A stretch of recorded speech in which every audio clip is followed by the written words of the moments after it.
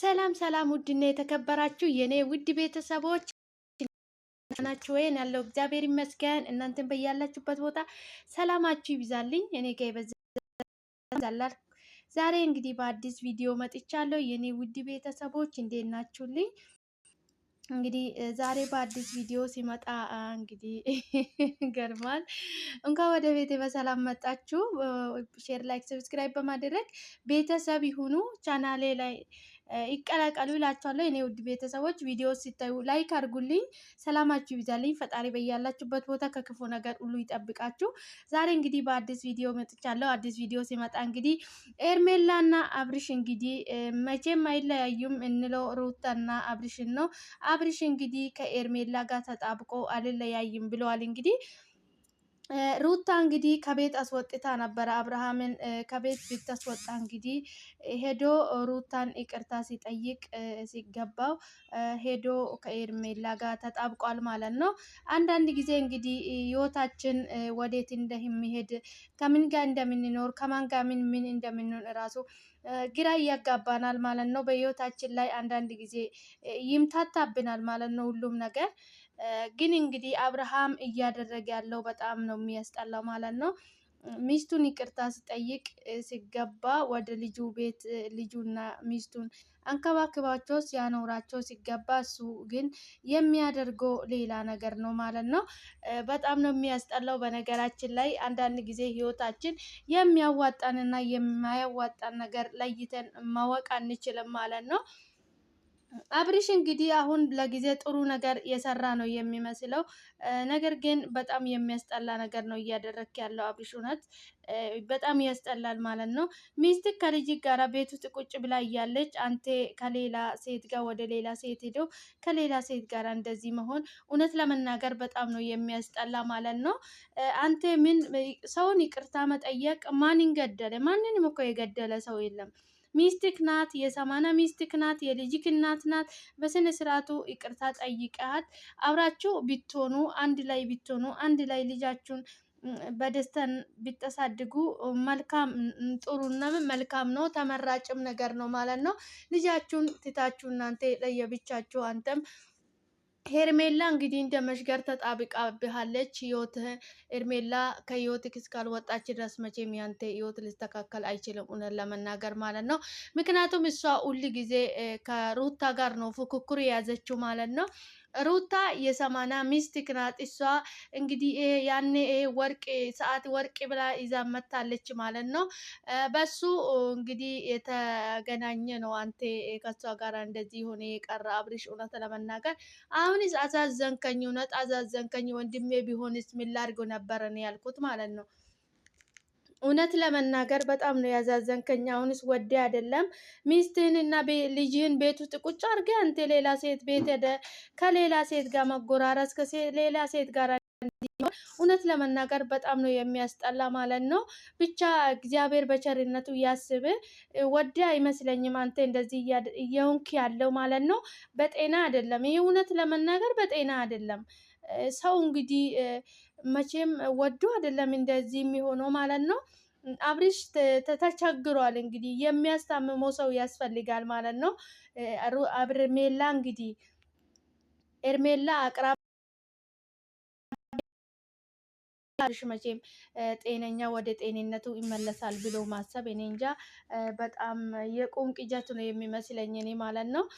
በጣም አስቸጋሪ ነው። አንዳንድ ጊዜ እንግዲህ ህይወታችን ባሰብነው መንገድ ሰው ባላሰብነው መንገድ ሲሄድ በጣም ነው የሚያዛዝነው ማለት ነው። ሩታ እንግዲህ እሷ ወይ ወደ ራሱ ይመለሳል ብላ እሷ የፈተነችም እውነቱም የምርም ይሁን እሷ ብቻ እንደሆነ ይሁን። ነገር ግን እሷ ከቤት ወጥቶ ከኤርሜላ ጋር እንደዚህ መሆን የባሰ እሷን እንዳትራራለትም ወደ እሷም እንዳትመለስ ነው የሚያደርገው ማለት ነው። ለልጅ ስትል የምታደርገው ነገር ደግሞ ልጅህን እኮ ከሩታ ነው ያገኛት። ከሩታ አስቀድመ ልጅ መውደድ ሳይሆን ልጅክ እኮ ከሩታ በኋላ ነው የመጣ። ሩታ ስላለች ነው ልጅ ያገኘክ። ይህንንም ማወቅ አለብሽ አብርሽ። እና ብቻ በጣም ነው የሚያዛዝነው። እውነት ለመናገር እኔ አሁን አዛዘንከኝ፣ በፊት እያናደድከኝ ነበረ። በጤና አይደለም አንተ እንደዚህ የምትሆነው። እና አቤልማ ያው መንገድህን አስቶ ከአንተ ወደ ሌላ መንገድ ያስይዙሃል። አንድ ጊዜ እንግዲህ እንደማይሆን እያደረጉብህ ነው ያንተን ህይወት ማለት ነው። ሲጀምር አቤል ከአንተ ህይወት ጋር መገናኘትም አልነበረበትም ማለት ነው። ሀቤል ማለት በጣም ኃይለኛና አደገኛ ሰው ነው። ከሩታ ጋር ተለያይተ ከሄርሜላ ጋር እንደምትሆን ነው የሚፈልጉት እነሱ ማለት ነው። ነገር ግን አንተ ደግሞ ወደ ህይወት ተመልሰ ህይወትን መስተካከል የአንተ ፋንታ ነበረ። አንተ ደግሞ አሻፈረኝ ብለሃል። እንግዲህ ሰው እንግዲህ የሚሆነውና የሚያዋጣውን ራሱ ነው የሚያውቀው ማለት ነው። ብቻ ኤርሜላ ታዋጣኛለች ብለ እውነት እርግጠኛ ሆነ ከሷ ጋር መሆን አስቤ ከሆነ አብርሽ እጅግ በጣም ተሳስተሃል ማለት ነው። ፈጣሪ መስተዋሉን ይስጠን ለሁላችንም ማለት ነው። በጣም እያስቸጋሪና አዛዛኝ ነገር ነው። እኔ በጣም ነው የሚገርመው።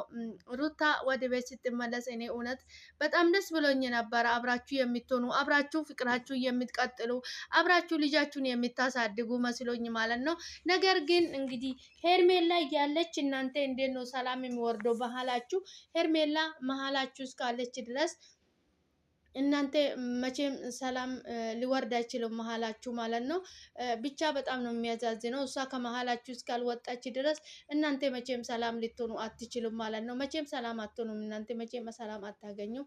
እሷ ከመሀላችሁ ስትወጣ ብቻ ነው እናንተ ሰላም መሆን የምትችሉት ማለት ነው። ብቻ አንተ እንደው ከቻልክ ህይወትህን ትዳርህን ሚስትህን ልጅህን አስከብረ አንተ የቤት ራስ ሆነ ተከባብራችሁ አብራችሁ ብትኖሩ በጣም ደስ ይላል፣ እውነት ለመናገር ማለት ነው። ግን ፈጣሪ ልቦና ይስጥ አብርሽ፣ አንተ ወደ ህይወት ለመመለስ እንግዲህ ብቻ በጣም ነው የሚያዛዝነው ማለት ነው። እኔ በጣም ደስ ብሎኝ ነበረ እናንተ በቃ አንድ ላይ ይመለሳሉ አንድ ላይ ይሆናሉ ብዬ አስቤ ነበረ። ነገር ግን እንደገና ደግሞ ተስተካክለው ከተባለም በኋላ እንደገና ወደ ብልሽቱ ተመለሰ፣ ተበላሻሽቷል ማለት ነው። ተቦካካ እንደገና ማለት ነው። እንግዲህ ይሄን ሁሉ መንስኤ የሆነች ያለችው ኤርሜላ ናት ማለት ነው። ኤርሜላ እንግዲህ ፈጣሪ ይሁንልሽ። አንቺም የሰው ህይወት እንደዚህ መበጥበጥ እንግዲህ ሰው የዘራውን ነው የሚያጭደው። ነገ አንቺ ህይወት ምን እንደሚሆን የአንቺ ህይወት ውስጥ ምን እንደሚያጋጥምሽ ምን እንደምትሆኝ አታውቅም። ነገር ግን የሰው ህይወት እንደዚህ መበጥበጥ በጣም ይከብዳል እውነት ለመናገር።